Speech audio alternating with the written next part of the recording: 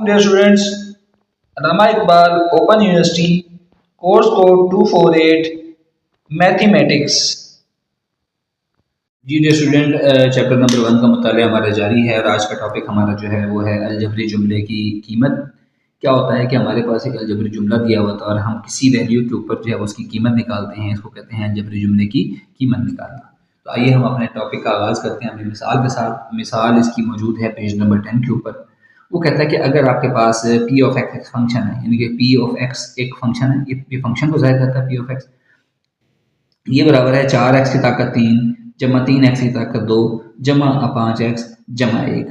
तो कहता है कि आप पी ऑफ एक्स की कीमत मालूम करें किस किस पर, कब, जब x बराबर हो 1 के, और दूसरा पार्ट क्या है कि जब x बराबर हो 2 के। ठीक है, x की दो वैल्यूज के ऊपर आपने जो है वो पी ऑफ एक्स की कीमत मालूम करनी है। इस क्वेश्चन को सिंपल सॉल्व करने का सिंपल तरीका है। सबसे पहले आप फर्स्ट पार्ट करवाते हैं कि पी ऑफ एक्स आपने कीमत लिखनी है 4x से 3 जमा 3x से 2, वही जो कीमत है उसको रिप्रोड्यूस करते हैं आप 4x की 3 जमा 3x की 2 जमा 5x जमा 1।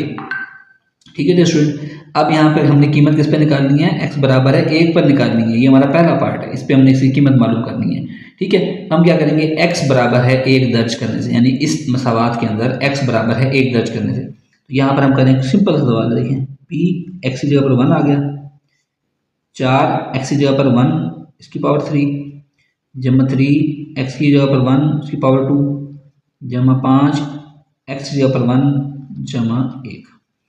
तो ये आपके पास क्या आ गया 4। अब मैंने आपको बताया था कि किसी चीज़ की पावर जितनी भी हो, यानी एक की पावर जितनी भी हो वो एक के ही बराबर आती है। इसी तरह 3 इंटू 1 का स्केल ये भी 1, 5 इंटू 1 5 प्लस 1। तो ये आपके पास क्या बच गया 4 एकम 4 3 एकम 3 जमा 5 जमा 1। तो ये हमारे पास इसकी कीमत क्या आ गई, 4 और 3 7, 7 और 5 12 और 1 13। तो यहाँ पर हमारे पास P ऑफ 1 जो है वो बराबर आ गया है 13 के। इसका आंसर हो गया। ठीक है स्टूडेंट, है ना बिल्कुल आसान। यानी कि हमने अलजबरी जुमले की कीमत मालूम करनी है तो उसको निकालने का बिल्कुल ही आसान सा तरीका हमारे पास मौजूद है।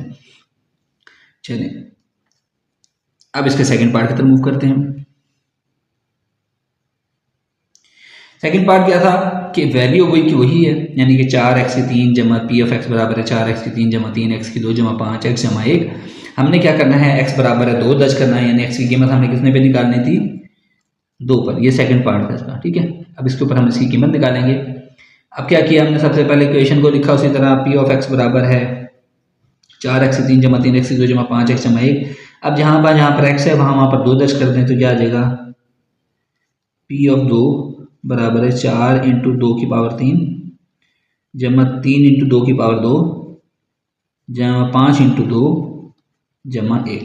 तो ये कितना हो जाएगा 4।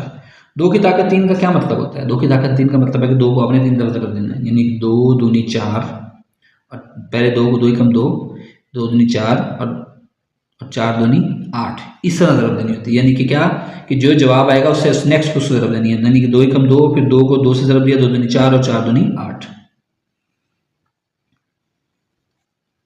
ये क्या बन गया 3 2 दूनी 2 का मतलब है तो 2 दूनी 4 और ये क्या दिया 5 जमा 5 ज़रब 2 10 जमा 1।